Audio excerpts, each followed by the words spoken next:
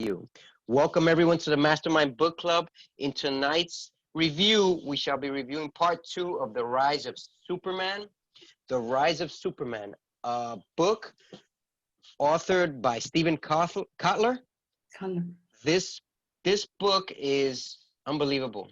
It relates how athletes have taken years to first complete to complete their goals and reaching records, and then those records to be broken have taken many years afterwards. These are athletes. Comparing athletes to people who love adventure, such as kayaks, people who ride kayaks, people who ride waves, people who skateboard, who are action and adventure people. Why is it that these people who are in action and adventure, every few weeks, every few months, their records are broken much quicker? Now, in previous reviews, we've talked about how most people live for their passions. Most people live for their passions. You're probably there. I know I've been there. What's the difference between athletes as opposed to these people who are action or adventurers, who love action or adventurers? Action or adventurers have not just a passion, have an obsession with what they do. They enjoy what they do beyond the athlete. And that is one of the reasons why they constantly break their records. That is one of the reasons why a lot of us have been unable to do what these people do. All right? Now, how do we get to their level? First of all, I wanted to go over the most important word in this book, flow. Flow is an optimal state of consciousness, a peak state where we both feel our best and perform our best. Now, how does flow relate to us? Before I explain that word, I wanted to give you a few things that I found very interesting in this book. All right, let's see, where are they? I think I have them here. Let me just work from the way back up.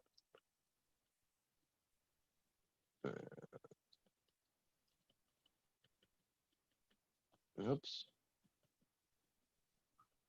So in flow, every action, each decision leads effortlessly, fluently, seamlessly to the next.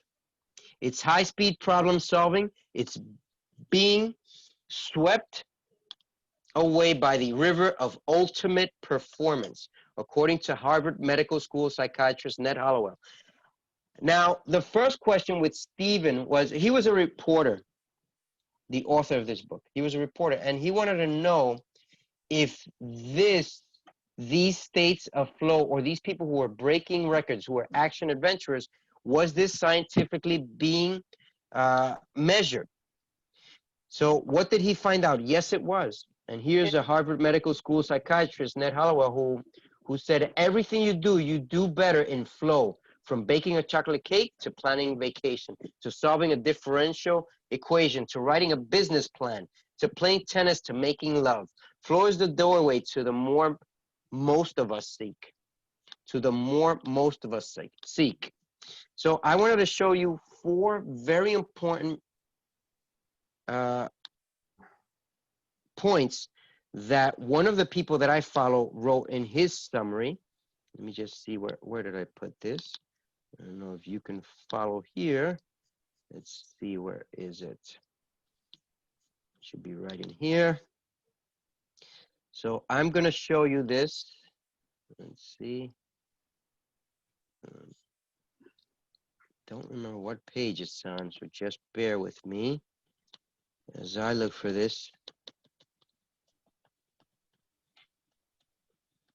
Now, this is how do I find it? Let's see. F3. search. How do I search? Someone help me. Let's see. Nope, that's not it. Anyways, so I'm a little bit lost here, but let's make that up. So in the second part of this book, or in the first part of this book, it goes over how many athletes have broken records, and it takes years for other athletes to break records. And then in the second part, it shows how it relates to our lives, how action adventurers have been able to break these records. For example, being able to surf the highest wave, being able to ride your skateboard across the wall of China at the widest point, being able to use your kayak and go over a dam that's 198 feet or a cliff that's 198 feet in a kayak. Isn't that wild? Now, how do we apply this to our lives? Very simple. I don't want to keep this meeting too long, so I want to keep it very simple. We have two ways of applying this to our lives. Number one, the author says that first we have a struggle. Then we release that struggle. Once we release the struggle, we enter into a state of flow. And then we recover. But what did this mean? Because at the beginning, I was like, what does this mean? What does this mean? Meaning, we're all struggling, trying to make it successful in life. We're all trying to make a business, trying to bring more income to the family, trying to find that next thing that will bring us to more prosperity and abundance in our lives, right? So we have this struggle. As we have this struggle, we have to remember it's not a 24-hour, 7 days a week thing. So we have to sometimes release. And in the first part of this book, I remember Reggie, I think, mentioned part of this, and as well as I did, we have to release the struggles we're going through. If we release that struggle, then we enter into the state that's called flow. Now, for me, this is the acronym I came up. Flow, FL, fearless. Opportunities wait for you on the other side of fear. Fearless opportunities wait for you on the other side of fear. Why? Because where we struggle and where we want to give up, that's where opportunities are 2 millimeters away from being accomplished. 2 millimeters away. How do we accomplish this state of flow? Sticking to our task, but not in an obsessive state and not necessarily in a 10,000-hour format. However, that's not far from the truth. We might need 10,000 hours. But in this book, it states that we don't necessarily need 10,000 hours. Why? Well, for example, 10,000 hours can take anywhere from a year to 5 years on average for someone to accomplish, depending on how much time they dedicate. So if you dedicated 8 hours a day, 300 days out of the year, that's 2,400 hours, 2,400. How many more years do you need to accomplish the 10,000-hour rule? 3.5, close to 4 years. On a daily basis, 8 hours. That's a lot. That's a lot. That's a huge commitment. So when I said it can take people anywhere from a year to 5 years, it could take people from 1 year to 10 years to reach level of becoming a master. It depends, right? If that's how you want to look at it. But this author states, and it's backed up by science, that there's another way to accomplish this. And that's what I want to go into right now. So I want to open up a drawing tool here so that I can share with you what I'm talking about. So let's see here. Let's see if it's in here. File, new. Okay, drawing. So bear with me if you don't like my drawings, but I hope that we will be able to show you what the artist means. Where's my drawing tool? Where are you? Geez, that's what happens for not being prepared, right? Let me see, is this it? Okay. So first we have an axis here, right? Let me get another one, another line. Let's see right here. Can you see? Oh, you're not seeing this. So let me see how I can switch this over so you can see what I'm drawing. No one responded, so I didn't know that you were unable to see this. Let's see, turn to meeting, stop share, and now we're going to share a different page. Here we go. So here we have a line. You can see that, right? And in this, right here, this line on the left is called your challenge. Let's see if I can put this here. Can you see that, everyone, or is this unclear? Yes, I see. Okay, and then here we have another word. This is your skill level. Your skill level. All right. Let me see if there's a way to darken these, which I'm certain there is. It's just I have. Let's see. Okay. So now in the middle here,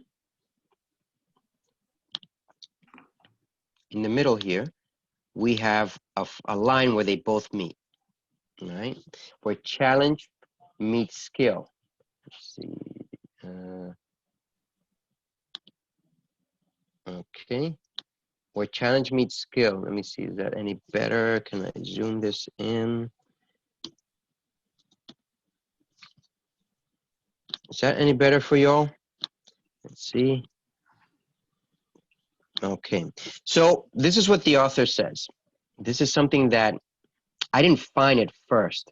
It took me a bit to understand where it was coming from. So we all have a set of skills that we know, and whatever it is that we want in life, whatever it is that we're trying to accomplish, whether it's to start a business, whether it's to make money in somebody else's business, but then we face challenges.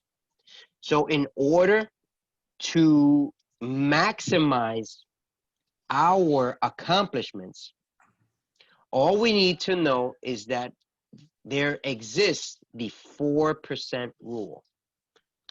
The 4% rule. I'm going to write it right in here. 4% rule. What is this rule, and how can you or I apply it so that we can maximize our results? The 4% rule. How can we apply it? So there's a very simple way to apply this 4% rule right here.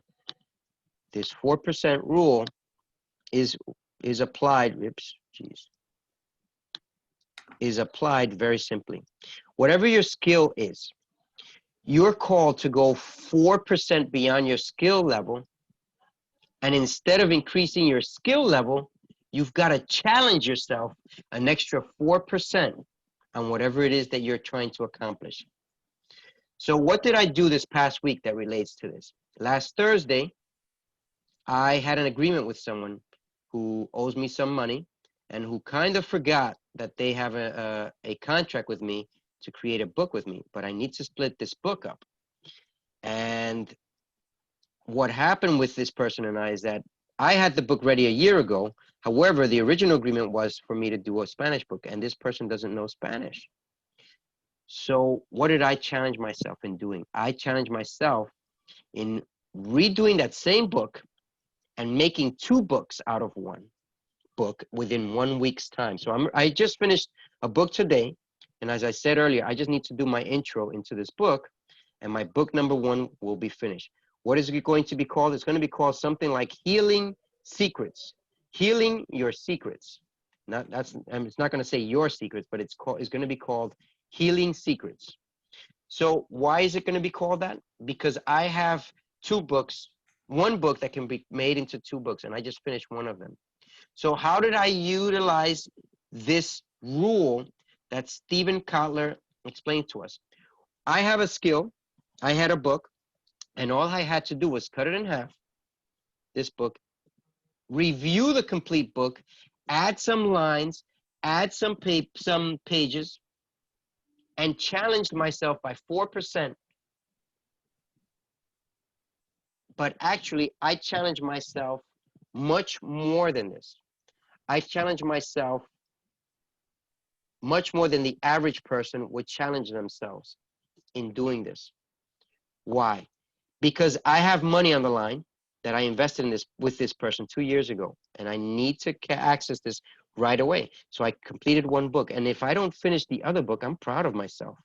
So what did I do? I stopped. I completely stopped. I released my task of writing the second book until I came here and celebrated a little bit. And I feel like I'm celebrating here with you all. Why? Because I have a passion for delivering a service to people. And I challenge myself beyond the 4% rule in order to complete this book.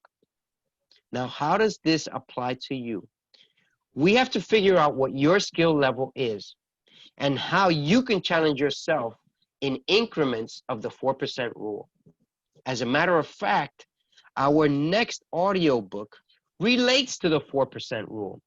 We'll teach you and me better ways to apply the 4% rule. Now, can you imagine yourself improving 4,000% or even 10,000%, just like as it's been told, a 10,000-hour rule? Well, why not make these increments in 4%? Let's say improve 4% either daily or weekly or monthly, and just do it over and over and over again. So if you do 4% on a monthly basis for 100 months, how long is that? Does anyone know? It's about 8 years. And in 8 years, 4% multiplied, right? 4%, 100 months is 400% improvement.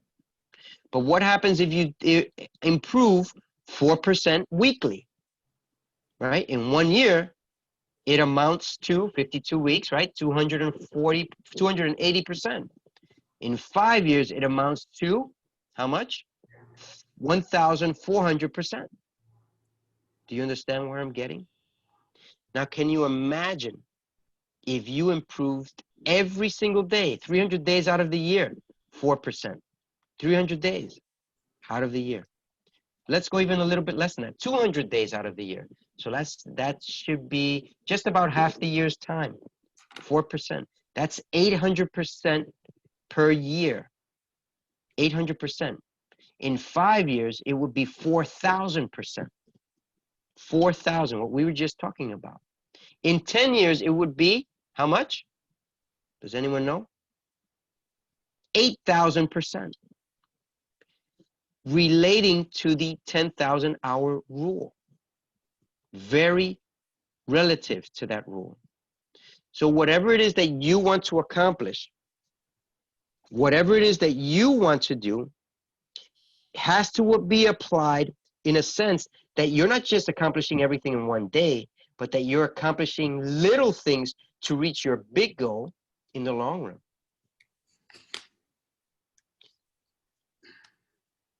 Does anyone have any questions in reference to what I just explained here?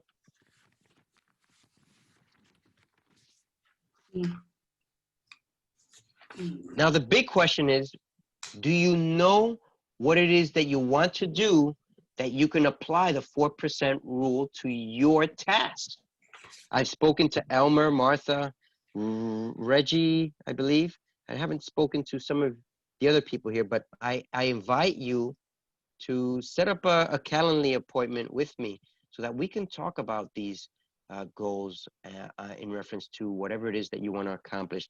Martha and I had a great conversation. Elmer and I had a great conversation.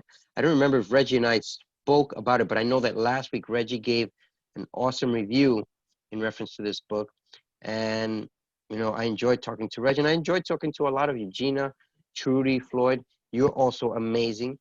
And in reference to improving whatever task that you're trying to accomplish, these books that I've been able to listen to regularly on a weekly basis have immensely changed my life. Immensely. I hope that they have immensely changed yours. I hope that when you committed to making a goal to yourself of reading 10 minutes a day, or listening to books 10 minutes a day, or 30 minutes a day, or whatever it was, that you have lived up to as closely as possible to that commitment. Why? You're not letting me down. You're not letting your other colleagues down in this Mastermind book club. You're letting yourself down. You know, and I know that you might have other commitments, just like I do. I know that you might have other priorities, just like I do. I don't know that you had an accident like I did, where I dislocated my arm, but Trudy helped to rise to that occasion and push me a little bit further. And I want to thank you, Trudy, for that. If Trudy hadn't mentioned publicly in the group that if anyone wanted to jump in and assist, I might have taken her up on that offer and walked away for a few weeks. Before she even mentioned that, I was ready to throw in the towel and say, I need a few weeks off. So Trudy, I want to kiss you. I want to hug you. I appreciate those words because you said exactly what I needed to hear so that I could commit to doing what I'm doing. And I don't know if this makes sense to you, but sometimes we don't know which direction our opportunities are coming in, our challenges are coming in, our fears are coming in. But what's on the other side of that fear is the opportunity of a lifetime, the opportunity of expanding your horizons, of getting over that flow state, into that flow state. Now, why am I talking about these two things, flow and the 4% rule? Because Trudy, thank you, Trudy, for every word you said. Don't think that you necessarily said anything negative, because that's the first thing that came to my mind. But as I started to think and as I started to comprehend, Trudy said exactly what I needed to hear, that precise moment to push me to keep going forward. Since then, I've done exercise, not with that arm. Since then, I've listened to books. I wrote a book. I've started a business class that I'm going to be continuing on Thursdays. However, that eventually is going to turn into a paid class. Why? Because you're going to be able to monetize in that class easily, quickly, with large sums of money coming your way. I don't know if it's tomorrow, but soon. And if you're interested in joining that class, send me a message, direct message me, and let's get you in there. I just had a message from someone today who said, I'm interested in your class. I heard great things about that class. Listen, I'm here to serve. How can I help you obtain that 4% challenge to your skill level? That's all we're asked. I spoke to 2 people this week, 2 people that you all know, in reference on how to increase their skill level. And then 2 other people who responded, who are in this class right now, who responded and who I know are in the process of reaching that 4% rule or that 10,000 hour rule, however you might want to relate to it. Why is the rise of Superman important for each of you? Because Superman is not just about the person who can fly. It's about the person who can attain flow, who can go beyond their fear level. You see, when I ride motorcycles, I fear downhills, I fear turns, I fear running into people, I fear the oncoming traffic, which I can't tell because I'm in the mountains and I don't know what's coming. But it hasn't stopped me. My arm dislocated itself, not because I was fearful, although the river was super cold. but I was in an adventure, not on a four-wheel, not on a dirt bike, on my 2 feet. And I tried to go up this rock, and I slipped, and I landed exactly where my bone meets my shoulder and my body meet. Boom, dislocated my shoulder. I hurt what is called the Bankart lesion. And I asked people here in this chat group about it, if anyone knew, someone who knew about it, because I wanted to find alternative methods. Well, guess my doctor recommended getting surgery, and it seems like they said I might not have to get surgery, which is wonderful. So I'll know Thursday, because they made an appointment for Thursday. It either means I'm going to get surgery or not. I'm ready for either one. I'd rather not get surgery, but if I have to get surgery, I've talked to many experts who even do alternative therapies and said get the surgery, because the cartilage that was broken doesn't heal like a bone heals or like muscles heal, ligaments heal. So this is the challenge that I've been asked to do, and I've gone beyond that fear level, so that you know that if you need to get beyond fear, don't take that last word of no, you can't do this, or you must get surgery done, or you must get an operation as your last word. Trudy wrote in here, let's see, they are indeed life-changing, David. The concept of flow reminds me of the growth mindset. Carol Dweck's book, Mindset. That's right. The growth mindset compared to the fixed mindset. Anyone else want to either type in the chat or comment in reference to this book? Any comments? My man Elmer, my sister Martha, Gina, Trudy, Floyd, my brother Floyd. I know Reg said he can't talk, but if he can, this mic is always open for him. My brother, yes, Reg. Oh, I don't know that I have much to say. This book was, you know, it was some good material, but as I mentioned last week, there was a lot of the talk about these different athletes. I mean, I'm into sports, but not necessarily extreme sports. So I kind of tuned out at points listening to so much talk about half pikes and, you know, 1080s and 9s, whatever, and right, you know, all these different. And I'm a numbers guy too, but I was just like, okay. And then I just try to, you know, grab some of the good stuff from what they were saying about peak performance and the zone, or really not zone, the flow. I try to think of the flow as the zone that, you know, people will reach that in other sports, but apparently it's not the same thing. You know, and I'm saying, like, how different is being in the zone versus being in flow? So I was trying to figure that one out, because there's always this talk about, not in extreme sports, just in general, where when you're in the zone, where it's basically you can't miss. Every shot you take goes in. Every, you know, if you're on a baseball field, every ball that comes at you looks like the size of a freaking, you know, watermelon. Yes. You know, this sort of thing. So I was wondering how different that was, but there was no parallel necessary. I never brought that up. But it actually mentioned, and I thought I talked about this. I didn't know it would come up in the book. That whole running the 4-minute mile and Roger Bannister breaking the 4-minute mile. I brought that up prior, and then they were talking about how, you know, they would be like, after 5 years, nobody, you know, somebody came down a second after, you know, it was just sort of going through the different years. And then finally, by 1954, when he finally eclipsed the 4-minute mile, then after that, it was just like, you know, everyone, like the next year, the guy breaks it by a second, and then 1.4 seconds, and then before you know, in 5 years, you had a high school student do it, and then that's right.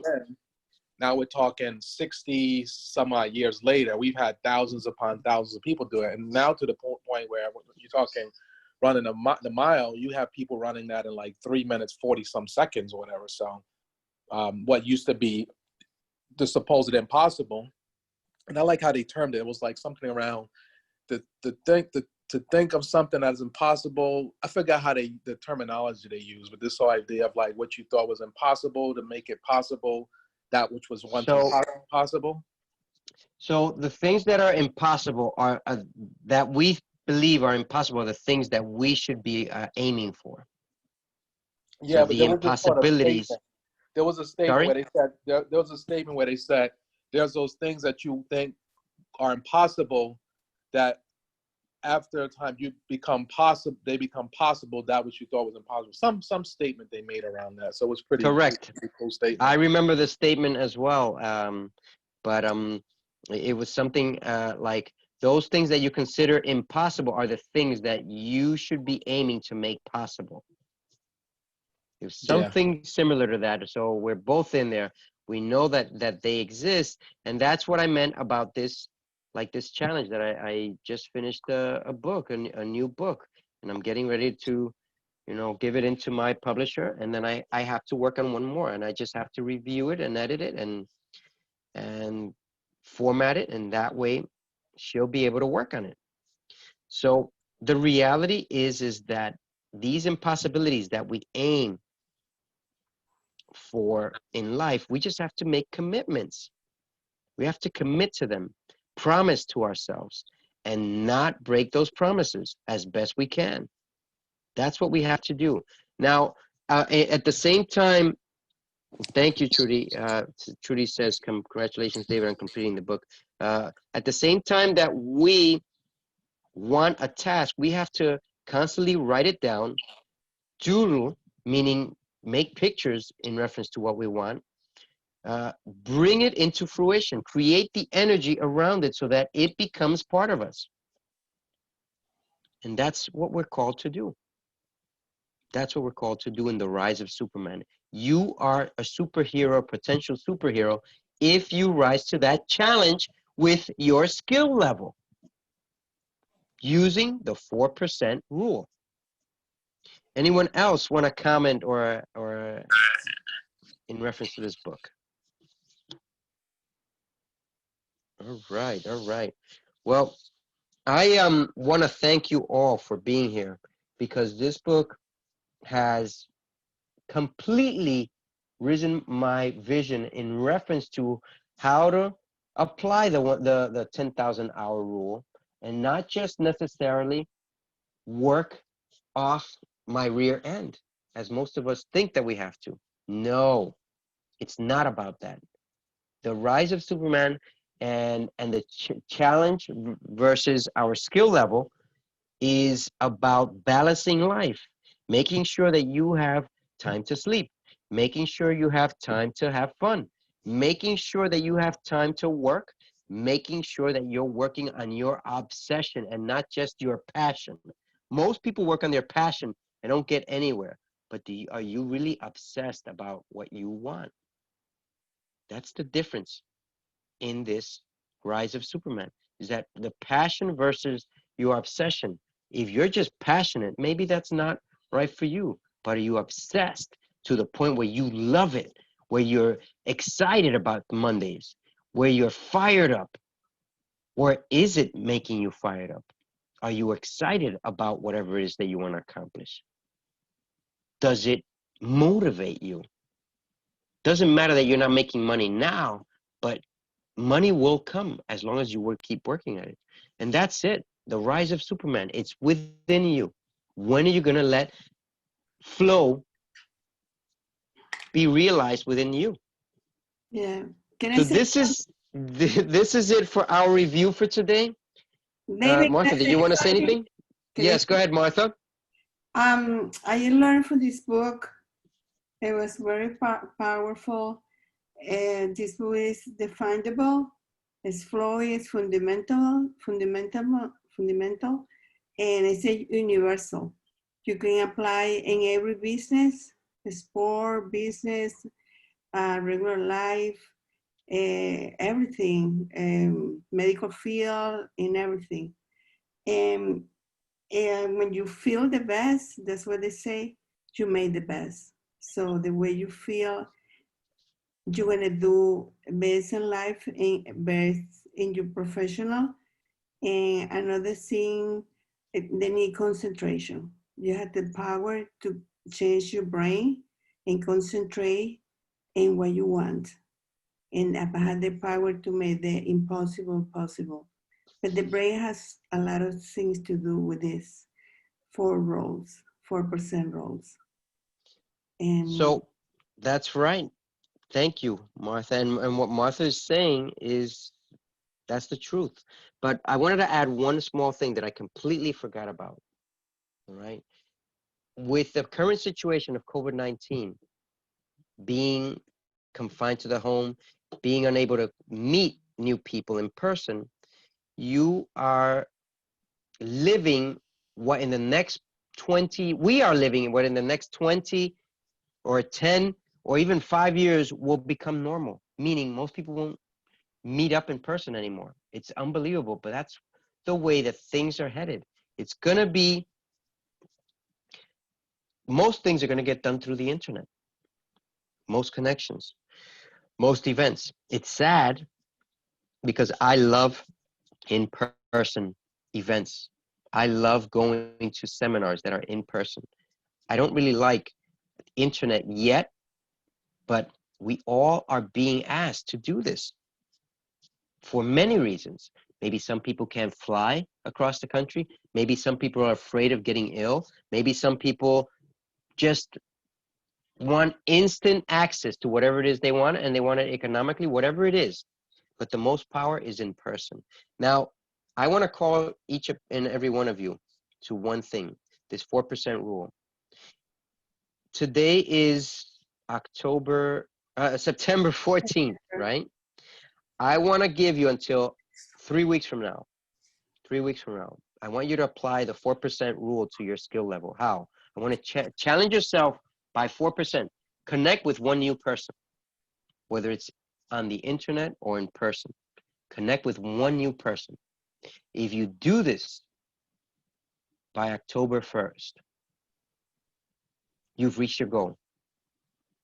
Most of us don't do this. We don't connect with new people. It's sad, but we're called upon to connect with people. How else are you going to grow? Your business, your opportunities. How else do you know if that person that you're connecting with is going to introduce you to the person who's going to introduce you to the person who will open their doors and give you the opportunity of your lifetime? Did I lose you there? Or did you understand what I just said? Makes sense. All right? Connect with one person by October 1st.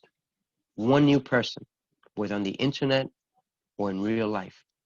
One. If you connect with more than one, you're ahead of all of us. If you connect with more than two, you're starting to stack it.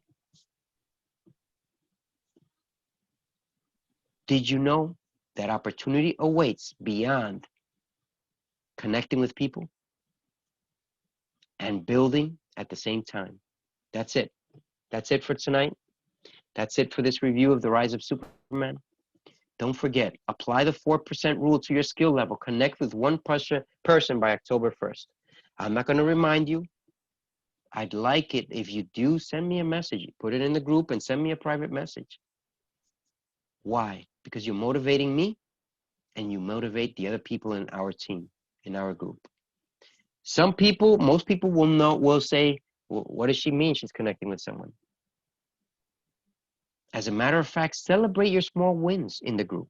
Let me know when you contacted someone, when you sold something, when you reached another level. Do it. By morning, I'm gonna write in the group and say that I just finished writing a book, right? But you heard it first.